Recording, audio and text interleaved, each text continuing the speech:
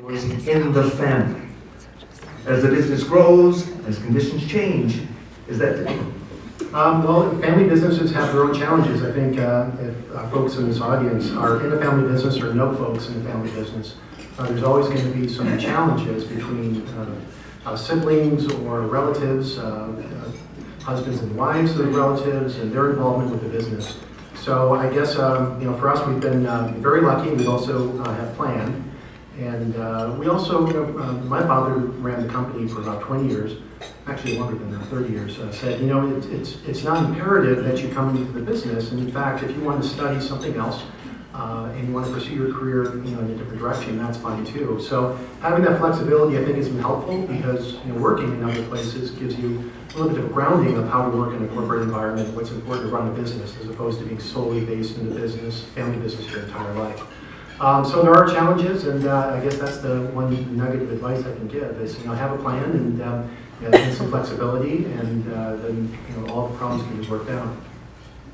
Grace? And for me, it wasn't expected. It wasn't put upon me. As a matter of fact, my dad was very surprised when I said this is what I wanted to do. Went to Michigan State, business administration, the whole deal. But I wanted to get into the business. There was such tradition, and I had such pride of I grew up in it. And that's what I wanted to do. It was a no-brainer. Again, my father was shocked, actually, but I loved it. I still love it. I love the craziness of it. I love the family thing of it. A family business has its own dynamic, and it's always someone you can trust. Whether we have disagreements, there's times I would come up with something. These were beginning years ago when I first started. My dad would say, I'd tell him, hey, I'm going to try this project, to try this. And I'm like, no, I'm not asking your permission. I'm just telling you, just so you know, keep on. And today he's like, I'm so glad you made those changes. And I've been running it for 26 years now, and we've expanded and gone crazy. My brother came into the business about 5 years ago. He was doing something else, but I had all these other new opportunities, and I needed a helper, someone I could trust, because I'm getting older. So did that, and oh, thank you. Yeah. 98 years, plastic surgery, I got a good doctor. And I love it. I wouldn't change it. Yeah, it's a lot of fun. Every day's crazy. I wouldn't have it any other way. And Mark, your last name is not Noceri or Cipriano. That's right. I'm not part of the ownership family, but to echo what some of the things that Frank said, there is a lot of there can be a lot of strife between family members in a family-owned company like that. We're third generation. We're not far from being fourth generation. We've managed to survive. Good management, good teamwork, excellent communication help create that longevity. And sometimes it may be better to bring in somebody from the outside. You're right about that. Sometimes it gives them an unbiased perspective. Any questions from the audience? Do we have any cards, index cards, any questions? Here we go. Thank you.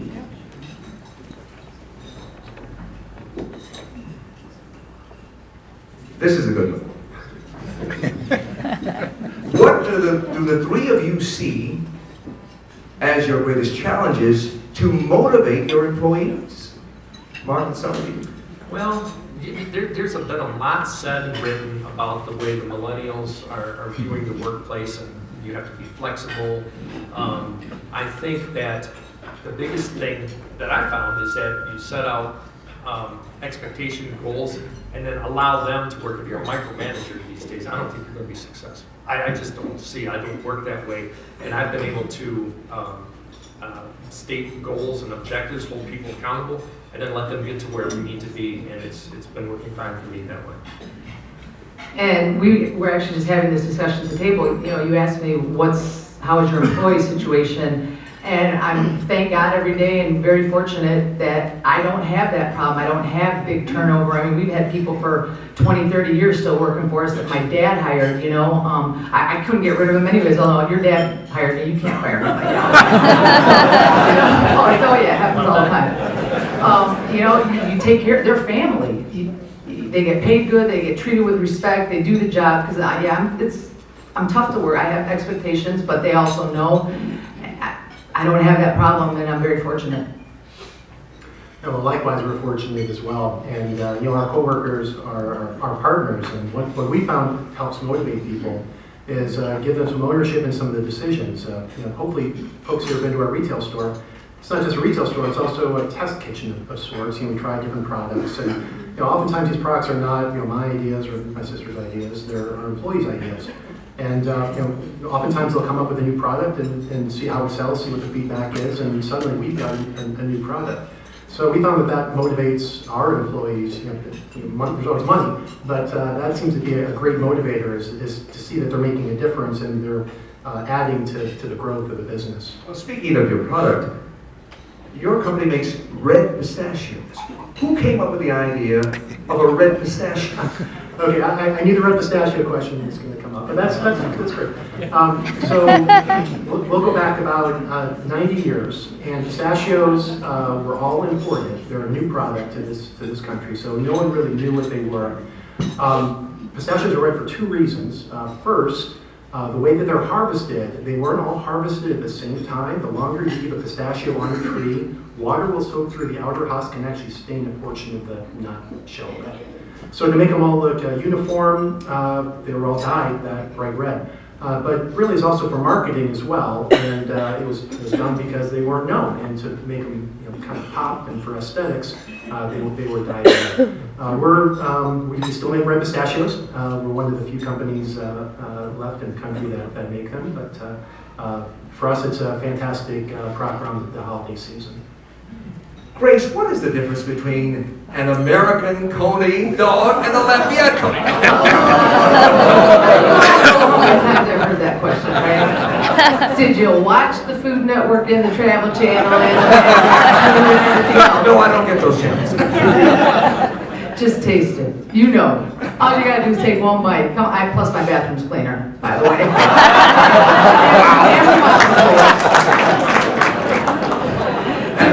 Different hot dog. One thing I want you to know, don't you ever steal Grace's phone. Because if you do, Charlie the Devil will come after you.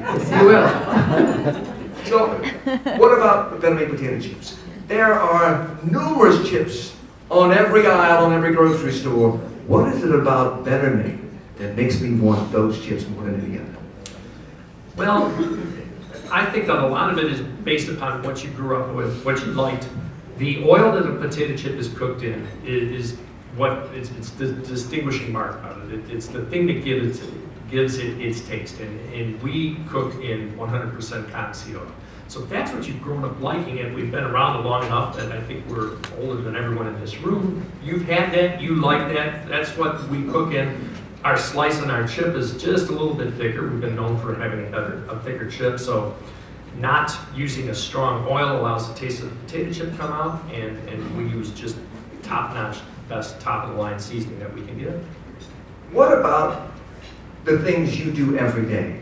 Describe to us your average day. I mean, many of us start the day reading, maybe listening to the radio, watching TV, coffee. Many of us go over facts and figures. What do you, as the manager of your business, have to do every day to make sure it's successful? Well, I start every day with communicating with the vice presidents of the company about how their departments are working. Some departments tend to seem to need less oversight. Others, like sales, something's always constantly coming up. So a lot of spending time with the people, communicating the goals of the company, seeking input. I can't, the feedback and the support that I get from the team is critical. And if I don't speak to these people and give them an open forum where they know it's okay to speak their mind, then we're not going to move ahead. Grace, do you have to be there at the restaurant every day, every hour? I don't have to be there. I have great people, but I want to be there. If I don't have to be somewhere else, I just need to be there. Like it's lunchtime right now, and I'm going, well, okay, this is great, but what's going on over there? So, I don't know what lunch. I just like to be at Lunch Rush. I like to be in there, whether I'm at this store or at the Vegas location, because I'm mixing with the people. I'm talking to them, seeing them, I'm talking with the customers, and I love that. I mean, I thrive off of that. And of course, there's office work. We have a shipping company. We ship Coney kids out all across the country. We have Detroit Zoo, so I'm driving a lot. I'm back and forth. I'm on the phone, emails, making sure everything's good at the store, the help, ordering. I'm very hands-on. Right. I actually spend very little time in front of the computer. If I have to sit in front of the computer, I typically do it after hours at home and just remote into the inventory system or the bank accounts.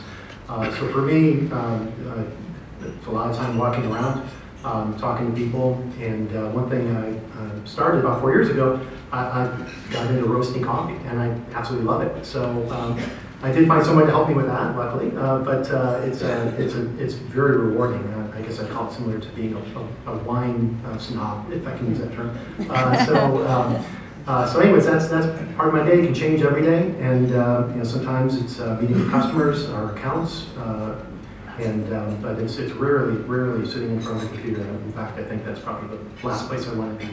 So one of the biggest challenges, we have a question from an audience member who says, are you having to cope with the California drought? Does that have an impact on your supply? That is the pistachios, walnuts, cashews, or excuse me, walnuts, almonds, and pistachios all come from California, and they are subject to the drought. And for the folks that like these products, they'll notice that these prices start moving up, and at some point, our gift sizes start to shrink a little bit to try to make up for that.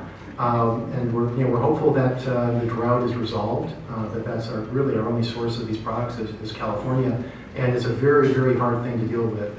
It's not just the rain, but there's also issues around credits for water, transportation of water from areas of California where there's more water than other places. So it is a big challenge, and the way we respond again is some smaller sizes, but also shifting our product mix slightly to include more mixes. Also products that are not subject to the drought, like cashews and peanuts, and of course all the mixes. And so we're just adjusting, but the name pistachios in our business and our company name, so we're still going to be selling pistachios and hope to sell more as the prices come back down. Well, Grace, I joked about it earlier, but I don't know if you saw on Fox 2, Grace was near her restaurant when some guy snatched her phone, stole it right from her hand. Not bad. And luckily, Charlie Leduff was there, saw what happened. She screamed. Charlie chased the guy down, confronted him in the middle of the street. Charlie Took him down. took him down, but not after Charlie was taken down first. Then he got back up, then took him down and held him down. But that goes to the challenges you face. Not only crime, but the perception of crime in the city of Detroit. Talk about that. There's crime in every city. It's definitely going on in Detroit. You have to be aware, you have to be careful. What happened to me, I've been going every day for 6 years now, but it was 2 o'clock in the afternoon and someone pulled a cell phone right out of my back pocket. Don't put it in my back pocket anymore. Anyways, stuff's going on, and yeah, there's a perception though that it's much worse. It isn't. It's not that bad. Police are doing what they can. There's not enough of them. We know that. That's going to get better.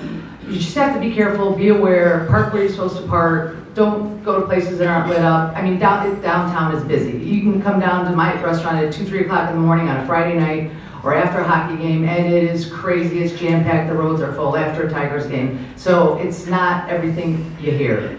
You have to kind of, take that with a grain of salt, because we know the media, we love the media, but sometimes things are written a little too much. And I'll be the first one to tell you if it's not right or wrong. Yeah, you have to be careful. There's still plenty going on that everybody doesn't know about. It's happening. Like the pickpocketing, the phone thing was a big little ring going on, apparently, which none of us knew about. Every city has it. Just got to be aware. And Mark, your biggest challenges in the business? Well, right now, we're going through a lot of regulatory changes that are just genetically modified organisms, and a lot of labeling things, a lot of California labeling things. We're having a Proposition 56, I believe, out there with the acrylamide. And it just seems that the harder we work, it just seems the harder the FDA and the USDA are all working against us. And I'm looking forward to a new administration, maybe some more recognition that business people need to do what they need to do to move forward and not have some of these owners. But that's a difficult situation, and it's a challenge for both governments and businesses, because you have a situation with Chipotle restaurants. You have hundreds of people who supposedly got sick from eating at Chipotle restaurants. First, the wave out west caused by E. coli. Now you have in Boston a Chipotle restaurant blamed for making 120 students sick there. So in terms of inspections, in terms of rules and regulations, there are people in the government who feel, well, that's what's needed to make sure that sort of thing doesn't happen. Well, I don't disagree with that at all. I think that that kind of oversight is necessary. We all know the American Peanut Company. We know what happens when that's not taken care of, and when someone thinks that there's an angle, there's always going to be someone that's going to try to do that. But for instance, we are fighting this situation right now in Vermont. Vermont is a state that has 600,000 people in it, in a country that has 315 million. And they have passed a law that says all food has to be labeled whether it is GMO or not, no exception. And they have rigged this so that it is the person who manufactures the product is the one that's on hook. If I sold a package of Better Made potato chips in the state of New York and someone brought it in Vermont, I'm the one that would be responsible for that. Now, where's the federal government going to step up and say one little state with 600,000 people is not going to control the rest of the country? But there seems to be this hands-off when it's convenient and micromanage when it's convenient for them, and we just need clearer directions as how we're going to. I don't care if the bag says GMO or if it doesn't say GMO, but tell me how you want it to be. I can't make a different bag for every 50 states, or every state of the 50. You want consistency. We want consistency. We want certainty. You sell your hot dogs in Las Vegas, Detroit, and frankly, I've ordered them in Chicago. I mean, wherever you are, you can order the hot dog. We ship them out, everything's prepackaged through our suppliers, which are all local. In dry ice, there's obviously, you have to go, there's rules and regulations, shipped by UPS, but you know, I'm good, I don't have that, because it's prepackaged in like the Dearborn sausage, the chili company, which is ours, so we've already gone through the inspection before it even gets to me. We just take what's prepackaged, stick it in the box and ship it out, so it works out, it's okay. Right? Well, one of our issues along these lines, 6 to 8% of the population has some allergy to some food product. And number one on that list is tree nuts and peanuts. So I'm sure people in this audience either know someone or are allergic themselves. So, we have labeling issues along the lines of what Mark said, but we also get a lot of folks who call in and say, well, I'm allergic to green melon. And if I'm allergic to green melon and I'm going to eat a bag of peanuts, what are the implications? And it feels sometimes we have to have a medical doctor, PhD on staff. So unfortunately, to give the advice that we give to most folks, just can't have the product. So there's an increasing sensitivity and awareness of allergies, and it's an issue. And design of the packaging and disclosure of the packaging is what we have to do. And those rules change, and sometimes it's inconsistent. So I understand Mark's point on this. It's very difficult as a producer. If you think you have a problem, see your doctor first. So